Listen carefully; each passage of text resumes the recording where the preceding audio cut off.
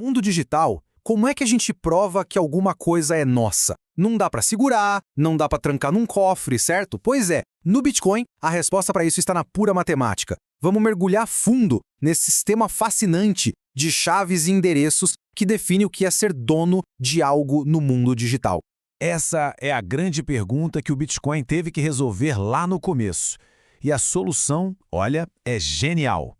Não envolve nomes, não envolve contas tradicionais, mas sim um uso muito inteligente da criptografia para criar uma prova de posse que é matematicamente inquestionável. A gente está muito acostumado a proteger as coisas com senhas, né? Coisas que a gente guarda na memória. O Bitcoin vira essa lógica de ponta cabeça. A posse não depende do que se sabe, mas sim de um número secreto que se controla. É uma mudança, sim, fundamental na forma como a gente pensa sobre segurança. Ok, para a gente entender como tudo isso funciona de verdade, primeiro a gente precisa estabelecer o que realmente significa possuir Bitcoin. E já adianto, não é como ter dinheiro físico na carteira, é um conceito totalmente novo. A posse é estabelecida por um conjunto de ferramentas digitais, as chaves e os endereços. E o ponto crucial é que tudo isso é gerenciado dentro de uma carteira, que pode ser um software ou até um dispositivo físico. E aqui vai um detalhe importante. A carteira não guarda os bitcoins. Ela guarda as chaves que provam que os bitcoins que estão registrados lá na rede são seus. A posse é totalmente independente da rede em si. E é exatamente aqui que a mágica começa a acontecer. A base de tudo não é uma chave única, mas sim um par. Uma chave privada, que é o segredo absoluto, e uma chave pública, que é derivada dela. As duas trabalham juntas de um jeito muito inteligente.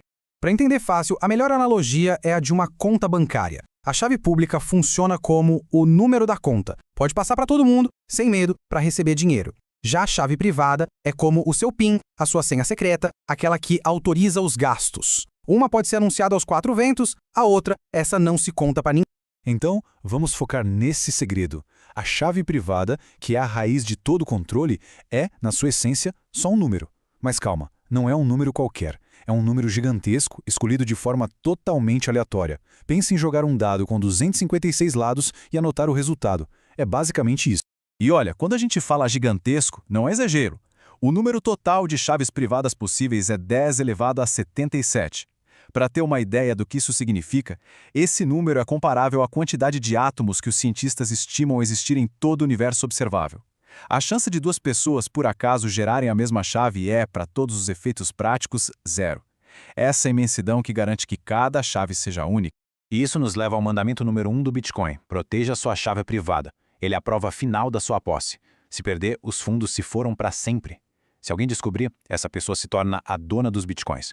E não tem gerente de banco para ligar, não tem botão de esqueci minha senha, o controle é total. E a responsabilidade também. Ok, então temos esse número super secreto. Mas como a gente transforma ele em algo que podemos usar para receber dinheiro sem revelar o segredo? É aqui que entra a genialidade matemática do Bitcoin. O processo todo usa uma função matemática de mão única, que funciona tipo um alçapão. É incrivelmente fácil de calcular numa direção, mas é praticamente impossível fazer o caminho de volta. Você consegue jogar algo para dentro, mas não consegue puxar de volta. A tecnologia por trás disso se chama criptografia de curva elíptica. Esse diagrama aqui ilustra essa jornada de mão única perfeitamente. A gente parte da chave privada, que chamamos de key, aí aplicamos a matemática da curva elíptica e, pá, geramos a chave pública, a key. É uma rua de sentido único. Da chave pública, a gente ainda aplica outra camada de funções, como vamos ver, e aí sim chegamos ao endereço. Em cada etapa, o caminho de volta é bloqueado. É essa irreversibilidade que protege o segredo. Agora, alguém pode pensar, então a chave pública já é o endereço? Mas não é bem assim. Ainda existe uma última etapa que é crucial, projetada para adicionar mais uma camada de segurança e um pouco mais de flexibilidade. A chave pública é colocada numa espécie de liquidificador matemático. Esse processo se chama hashing. Ele pega uma informação de qualquer tamanho e produz uma saída de tamanho fixo, totalmente embaralhada e única. No caso do Bitcoin, isso é feito duas vezes com dois algoritmos diferentes. Primeiro o SHA-256 e depois o RIP-MD-160. O resultado disso é o que forma a base do nosso endereço. Esse esquema aqui detalha bem o fluxo. A chave pública entra no processo, Esse hash duplo não só esconde ela, mas também a comprime, criando um identificador mais curto e eficiente. Esse resultado, de 160 bits, é o coração do endereço. É uma camada extra de segurança, porque mesmo que a criptografia da chave pública fosse quebrada num futuro distante, o hash ainda protegeria os fundos. Essa etapa de hashing cria uma abstração. Pensa num cheque de papel. Ele não é endereçado para o número da conta da pessoa, mas sim para o nome dela. O endereço Bitcoin funciona de uma forma parecida. Ele representa o destino, que pode ser controlado por uma chave pública ou até por regras mais complexas, o que torna as transações bem mais flexíveis e seguras. Beleza. Passamos por essa matemática toda e agora temos um hash. Mas ele ainda é só uma sequência longa de números e letras que seria impossível uma pessoa digitar sem cometer erros.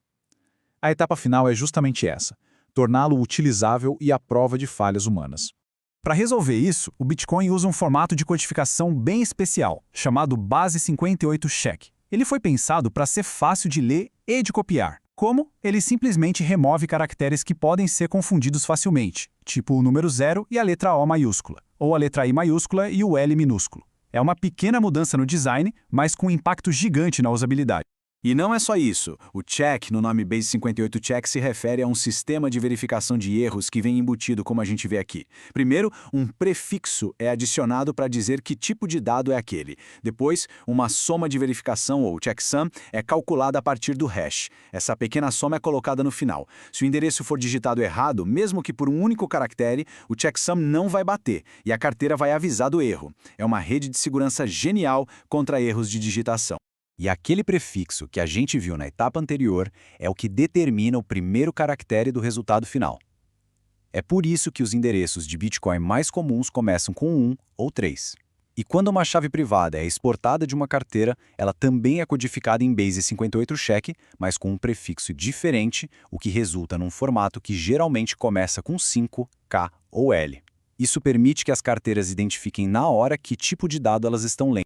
O ponto-chave aqui é entender que todas essas representações, seja em formato hexadecimal bruto ou nos vários formatos WIFI, apontam para o mesmo segredo matemático. São só maneiras diferentes de vestir o mesmo número secreto. Qualquer um desses formatos vai dar ao software da carteira o controle sobre os mesmos fundos. Então, para a gente recapitular essa jornada completa, tudo começa com um único número secreto. A partir dele, um processo matemático irreversível, uma verdadeira rua de mão única, cria uma chave pública e, por fim, um endereço que pode ser compartilhado com o mundo todo. O segredo permanece seguro enquanto a capacidade de receber fundos se torna pública. Isso tudo nos deixa com uma pergunta final, que vai bem no coração do que o Bitcoin realmente é. Se a posse, na verdade, é apenas o controle de uma chave secreta, onde é que o Bitcoin está de verdade? Ele não está na sua carteira, não está no seu computador. Pensa nisso. Onde ele realmente existe?